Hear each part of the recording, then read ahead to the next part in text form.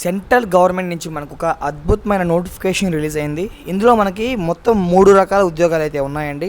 ఇవి permanent jobs, temporary బేసిక్కో contract బేసిక్కో కాదు. కాబట్టి ఎవరికైతే అర్హత ఉంటుందో వారు ఖచ్చితంగా అయితే అప్లై చేసుకోండి. ద బెస్ట్ జాబ్స్ అని చెప్తాను నేనైతే మీకు. చాలా తక్కువ మంది తెలుస్తాయి ఇలాంటి జాబ్స్ అన్నీ, ఎందుకంటే ఎవరు ట్రై చేయరు, అలాంటివి మనకు ఎందుకులే అని చెప్పేసి. మీకున్న బెస్ట్ అడ్వాంటేజ్ అదే అనమాట. కాబట్టి ఈ పోస్టులు కనుక మీ యొక్క ఎడ్యుకేషనల్ క్వాలిఫికేషన్ సరిపోతే డెఫినెట్గా అయితే మీరు ట్రై చేయండి. సో టాపిక్లోకి వెళ్తే జూనియర్ సెక్రటరియట్ అసిస్టెంట్ అనే పోస్టులు ఉన్నాయన్నమాట. దీనిలో మనకి 4 పోస్టులు ఉన్నాయండి. అన్రిజర్వ్ కేటగిరీలో 3 పోస్టులు, అదేవిధంగా ఎస్&పి అని చెప్పేసి అన్నారు, దీని కేటగిరీ ఒక పోస్ట్ అయితే ఉందన్నమాట. దీనికి 10+2 చదివితే సరిపోతుంది, అంటే ఇంటర్ లేదా ఈక్వలెంట్ చేసి సరిపోతుంది. దాంతో పాటుగా టైప్ రైటింగ్ స్పీడ్ ఫర్ 35 వాట్ per minute in English or 30 వాట్ per minute in Hindi computer అని చెప్పేసి అంటున్నారు. No more than 28 years. Age అనేది 28 ఇయర్స్ కంటే ఎక్కువ ఉండకూడదు. మీరు ఇంటర్ చదివేసేసి మీకు టైపింగ్ స్పీడ్ ఇంగ్లీష్లో హిందీలో వాళ్ళు చెప్పిన స్పీడ్లో మీరు టైప్ చేయగలిగితే ఈ ఉద్యోగం మీ సొంతం అవుతుంది. పే స్కేల్ మనకి 7th అయితే ఇస్తున్నారనమాట. అంటే స్టార్టింగ్ మనకి 19,900 నుంచి 63,000 వరకు పెరిగే ఛాన్స్ అయితే ఉంటుంది. సో ఇది ఫస్ట్ వన్కి సంబంధించి. సెకండ్ చూస్తే జూనియర్ సెక్రటరీ అసిస్టెంట్ ఉంది, F&A. దీనికి ఒకే ఒక పోస్ట్ ఉంది, అది కూడా యూఆర్ కేటగిరీలో ఉందన్నమాట. దీనికి కూడా అంతే అండి, 10+2 చదివితే సరిపోతుంది. దానితో పాటుగా with accountancy has one of the subject. And మీకు 10+2లో అంటే మీకు ఇంటర్లో అకౌంటెన్సీ అనేది వన్ ఆఫ్ ద సబ్జెక్ట్గా ఉండి టైపింగ్ అనేది మీకు స్పీడ్ అనేది 35 వాట్ పర్ మినిట్ ఇన్ ఇంగ్లీష్, 30 వాట్ పర్ హిందీ ఉంటే సరిపోతుంది కంప్యూటర్లో. ఏజ్ కూడా 28 ఇయర్స్ కంటే ఎక్కువ ఉండకూడదు. సేమ్ పే, బేసిక్ పే అయితే మీకు వర్తిస్తుంది. పై దానికి కింద దానికి కూడా ఒకే పే అయితే ఉంటుందన్నమాట. సో నెక్స్ట్ కనుక చూస్తే జూనియర్ స్టెనోగ్రాఫర్ అని చెప్పేసి ఇచ్చారు. దీనికి 2 పోస్టులు ఖాళీగా ఉన్నాయి, 2 కూడా యూఆర్లో ఉన్నాయన్నమాట.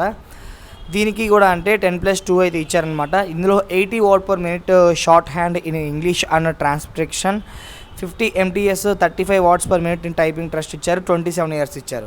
అన్నిటికీ కూడా ఇంటర్ కామన్, 10th కామన్, 10+2 ఇచ్చారు. కానీ ఇందులో మనకి డిఫరెంట్ ఏమున్నాయంటే వాట్స్ పర్ మినిట్లు అనేవి డిఫరెంట్ అయితే ఉన్నాయన్నమాట. దీని పే స్కేల్ 7th అయితే ఉంటుంది. మనకి 25,000 నుంచి 81,000 వరకు పెరిగే ఛాన్సెస్ అయితే ఉంటాయన్నమాట.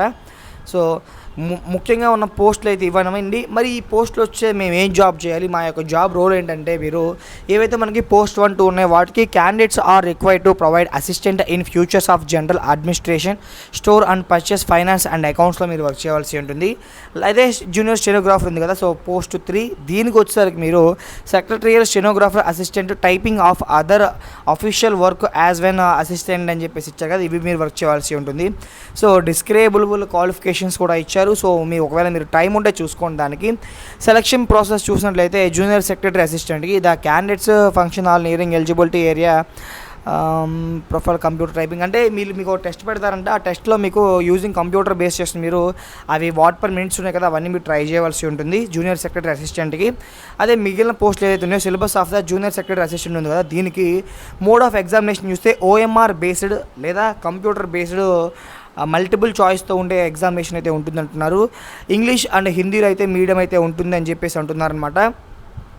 మీకు ఇవన్నీ కూడా 12th క్లాస్కి సంబంధించిన క్వశ్చన్స్ మాత్రమే వస్తాయి, అవి కూడా డీప్గా ఏమి రావు. మొత్తం మనకి 200 క్వశ్చన్స్ ఉంటాయి. 2 hours 30 minutes అయితే ఇస్తారు టైం అనేది వీళ్ళు. పార్ట్ 1 అయితే ఇదనమాట. సో అదేవిధంగా మెంటల్ అబిలిటీ టెస్ట్ కూడా ఉంటుంది. 100 క్వశ్చన్స్కి 200 మార్క్స్కి అయితే ఉంటుంది. There will be negative marks, negative marks కూడా లేవు అనమాట ఈ ఎగ్జామ్స్కి. సో అది ఒక బెస్ట్ ఆప్షన్ మీకు చెప్పుకోవచ్చు. పార్ట్ 2లో చూసినట్టయితే జనరల్ అవేర్నెస్ గురించి 50, ఇంగ్లీష్ లాంగ్వేజ్ గురించి 50 క్వశ్చన్స్కి 150 మార్క్స్కి అయితే ఇవ్వడం అయితే జరిగింది. దీనికి కూడా ఎటువంటి నెగిటివ్ మార్క్స్ కూడా లేవండి. ఏజ్ లిమిట్ మీ అందరికీ కూడా తెలిసిందే కదా, జూనియర్ స్టెనోగ్రాఫర్కి 27 ఇయర్స్, సెక్రటరీ అసిస్టెంట్కి అదేవిధంగా ఫస్ట్ వన్కి కూడా 28 ఇయర్స్ అయితే ఇచ్చారనమాట. సో దీనికి ఎగ్జామినేషన్ ఫీజు కూడా మీరు పే చేయవలసి ఉంటుంది ఆన్లైన్లో. సో దీనికి లాస్ట్ డేట్ వచ్చేసరికి November 27th అయితే ఇచ్చారండి. November 27th లోపు, అంటే నెక్స్ట్ మంత్ 27th లోపు మీరు దీన్ని సబ్మిట్ చేయవలసి ఉంటుంది ఇంట్రెస్ట్ ఉన్నట్లయితే. Next non refundable fee 100 rupees అయితే పే చేయవలసి ఉంటుంది. జనరల్ కేటగిరీ వాళ్ళు, ఓబీసీ వాళ్ళు, candidates belongs to SC, ST, PWD, women regularity ఎవరైతే ఉన్నారో వీరెవరు కూడా రూపాయి కూడా పే చేయాల్సిన అవసరం లేదు. వాళ్ళందరికీ కూడా ఫీ ఎక్స్పెక్టేషన్ అయితే చేశారన్నమాట. సో కాబట్టి ఫీమేల్స్ క్యాండిడేట్స్కి అసలు ఫీజు లేదు కాబట్టి ఇంట్రెస్ట్ ఉంటే మీరు ఖచ్చితంగా అయితే అప్లై చేసుకోండి. డేట్ ఆఫ్ పబ్లిషన్ చూస్తే 29th అయితే స్టార్ట్ అయింది. Last date to receipt of application చూస్తే 27th వరకు అయితే ఇచ్చారనమాట. ఇది మనకి బెంగళూరులో అయితే ఉంటుందండి ఈ ఇన్స్టిట్యూట్ అనేది. కాబట్టి పర్మనెంట్ ఉద్యోగం అండి ఇది. ఇంట్రెస్ట్ ఉండి క్వాలిఫికేషన్ ఉంటే మాత్రం నెవర్ గివ్ అప్, అసలు వదలకండి దీన్ని. సో ఇది ఫ్రెండ్స్ వాళ్ళ వీడియో మీ అందరూ నచ్చితే ఖచ్చితంగా మీ ఫ్రెండ్స్ టు ఫ్యామిలీ మెంబర్కి షేర్ చేసి మన ఛానల్ గురించి ఎక్స్ప్లెనేషన్ ఇచ్చి సబ్స్క్రైబ్ అయితే చేయించండి. వారికి ఎంతో యూజ్ ఉంటుంది, నాకు ఎంతో యూజ్ ఉంటుంది. So thanks for this watching.